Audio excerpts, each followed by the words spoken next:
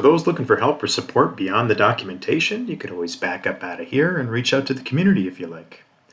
Inside the community, you can navigate current articles, throw these little filters or sorting items in here, and of course post yourself a new topic.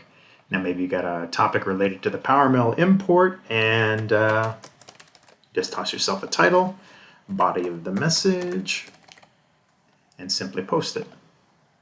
At that moment, you can expect a reply or activity from the community, or from folks at Lemoine themselves, whichever. Anytime you put out a post, you are going to automatically follow that conversation. Of course, you can certainly edit the post or remove the post if it was done errantly.